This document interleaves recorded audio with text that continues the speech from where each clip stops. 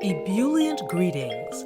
I'm your host, Jacquie Bird of Jacquie Bird Spiritual Wellness, your guide to stress and anxiety relief, mindfulness, awareness, self-care, self-love, and personal growth. Welcome and thank you for joining me as we roll with peace in mind.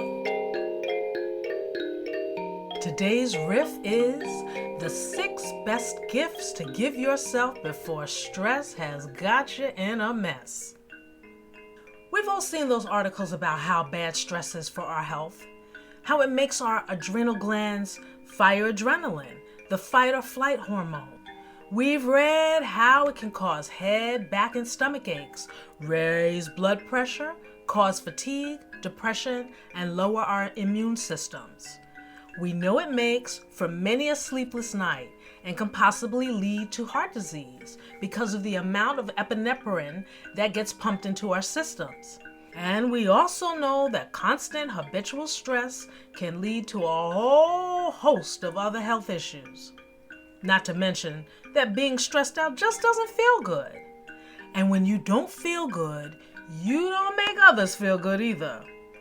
But because everybody is stressed out, we take it to be the norm, that it comes with the territory of being alive. Goodness knows we can be our own worst nightmares, the constant popping off of our fears and our critical judgmental minds that never stop chattering. That can truly drive us in torment. The Buddhists call it the monkey mind. Our thoughts at rapid speeds jump from synapse to synapse, often crashing at rest stops where we can't shut them off when we want to sleep or meditate. We want peace so badly and think a vacation is what we need. Sure we do. That vacation is wonderful. But since we spend more time not on vacation, that means all that monkey mind activity, it takes a toll on us physically, mentally, and spiritually. Truly, the way to creating peace within your mental space is in recognizing the mind wars we assault ourselves with, complete with guerrilla fighters like the voice of your mother or father, your boss, the media, your friends, etc. We are constantly under a barrage of judgments, dressing downs, belittlings, and insults. How many of us casually call ourselves stupid or a brand new fool? That's not a very nice thing to say, even to yourself, yet we do it constantly, habitually. We don't even realize the siege that we are both our own jailers and captives. I like that phrase, kind of cool. Seriously, we are always under a barrage, a siege, and we are both our own jailers and captives. I had to say that again.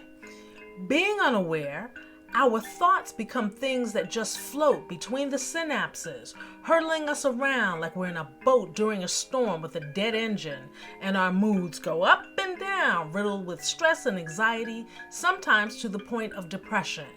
Especially during COVID, some of us are losing our last ever-loving minds. But did you hear what stress does to us?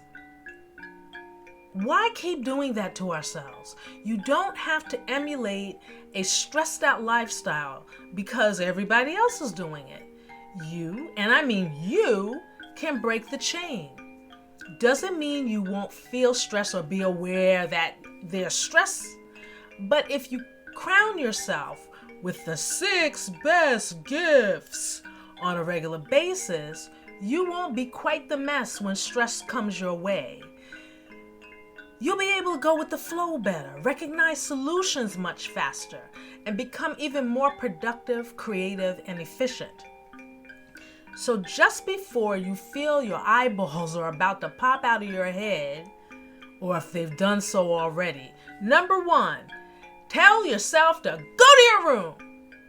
The room I'm referring to is the one in your head where there's a quiet space amidst the buzzing of the chattering mind.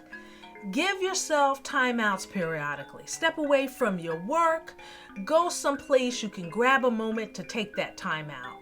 Close your eyes, cup your hands over them to temporarily block out the glare of the lights, and take a deep inhale through your nose. Then exhale slowly through the nose. And when you breathe, feel like you're filling yourself up like a balloon and letting that air out, and your body lets go of stress and tension and relaxes. Take another hit of air slowly. Feel yourself filling your rib cage up. Exhale even slower. Repeat if you have time. Remove your hands, give them a shake, and you're ready to slay again. Repeat throughout your day. A little goes a long way. And I know, some folks got small children, and that's challenging. But I got a little bit more to say about that in a minute. View taking time out to go to your room as an Uber Mini Express staycation. Similar, but to be done at another point in your day. Number 2, take MHBs, mental health breaks. Step away from social media, the news, any and all screens. Don't talk about the state of the world or anything you fear or find aggravating, and do something enjoyable. Not because you have to, but because you want to. Even if it's just staring out the window holding a cup of coffee. Especially challenging if you have small children, but employ creative means to make it happen. Perhaps having them join in. Children learn so much from observation. Establishing wellness practices while they're young shows them the importance of being mindful custodians of their well-being, as they will take note of the changes they see and feel from you as a result of your mindfulness practice. Practicing self-love is being your own BFF. And number 3, saying yes does not mean no when you really mean no. No means no. Saying yes when you mean no gets you into so much trouble and aggravation. I know you can think of all the times you said yes when you meant no. The aggravation ain't worth it. I hear people say things like, I really didn't want to, but I felt obligated. And even though it was inconvenient, I said yes, and it turned out to be a nightmare. Or, I hate doing things for that person. I always feel taken advantage of. I hate myself for always saying yes, but I feel like I have to. No you don't. That is one of the most self-destructive, stressful things we do to ourselves. Agreeing to stuff we don't want to do, and we convince ourselves we have to do it. People-pleasing makes everybody happy except you. Unhappiness is a stressful state of being. Say no when you mean no. The next time Mr. or Ms. Take Advantage comes around and asks you to do something you don't want to do, and they give you that pleading or menacing look, say no. Then stick to it. They may try to impose their will or opinion upon you, and your critical inner voices will try to dish you to make you feel bad. You really should do it, you know. You really should do it, you know. But don't give them a room in your mental space. Say no and keep on keeping on. When you get the hang of it, you'll thank yourself profusely. It's a cycle that can be challenging to break if you're always a people pleaser and you're always saying yes.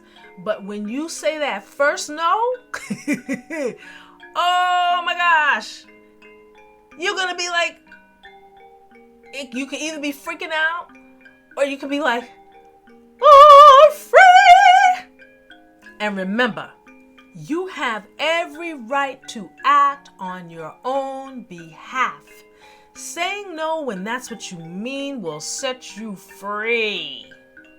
Did somebody say free? Another gift that keeps on giving is to number 4. Exercise appreciation. Becoming more appreciative every day is one of the most soul-stirring things you can do, and boy, does it lift your mood, your vibe, and your outlook. The more you recognize and look for things to appreciate, things begin to shift in your life. Solutions appear that seem to elude you. People come seemingly out of nowhere to assist you. Doors open and your way of looking at things shifts. For you cannot be positive while focusing on the negative. Can't do it, can't do it, can't do it. They are two completely different frequencies. The positive frequencies come over the airways clear and crisp, while the negative frequencies flood the airways with mucho static and distortion. And while I'm at it, remember to say nice things about yourself to yourself. Appreciate you, your body. I don't care if you got 50 extra pounds on you. Appreciate your body, your life, for it is a gift. Rule of thumb: more appreciation equals less aggravation, less anxiety. Making time to appreciate can help you to number 5. Be more present. Pay attention. Actually be in the room with yourself as you engage in activity and have your mind in the same place as your body. When you are present, you are an active participant in your life. And you won't just phone it in, and you won't feel like life is too short because you will be too busy involved in it, and you won't be paying attention so much to time. And you'll also know where you put your keys. Pay attention. Show up for every moment, even the painful ones. All experiences contribute to the fabric that is the ever-evolving you, whether you can see them as they occur or not. Becoming more present deepens your connection to the whole of which you are a part of. Become present more often and you will be more aware of what your stressors and triggers are before they dig in to take hold. Number 6, begin or deepen a meditation practice. I know you know it's good for you because you read all those articles too. And you have tried to meditate, thank you very much, but you just can't get into it. I hear you. Quieting the mind can be a gargantuan undertaking. Even the thought of it is like, say what? But if that practice eludes you, consider guided meditation to help you get going. It's like an express train with food service, taking you directly to calmer, grounded, and more balanced, provided you employ the gift of number 5, being present. We are so busy doing, thinking, and entertaining our chatterbox minds that being still for as little as 5 minutes can serve as a respite, a pause button, a direct line to our deeper knowing selves. And that's where peace lives. And the good thing is, stress is not allowed through that door. Slowing down momentarily allows our overworked adrenal glands a moment to chill, our blood pressure to lower, our jaws to unclench. There are many resources out there. You owe it to yourself to gift yourself with oodles and oodles of presence to connect to your inner peace and well-being, especially during these uncertain times. It may sound like attempting the impossible, learning to become more calm, less stressed, less anxious in these most stressful of times. But think of it this way. Learning to reduce stress and anxiety now is akin to depositing an extraordinary sum of money in the bank. You're depositing into the bank of your well-being, the gift of your life. A healthy lifestyle is not only being mindful of eating and exercise habits, But to really live our best life includes becoming acutely aware and attentive to our mental health and well-being. It is a game changer. Thank you so much for listening. Please consider becoming a patron by subscribing to I Am a Friend of the Roll with Peace in Mind podcast, which you will find on my website, JackieBirdSpiritualWellness.com. That's JACQUIEBIRD spiritualwellness.com.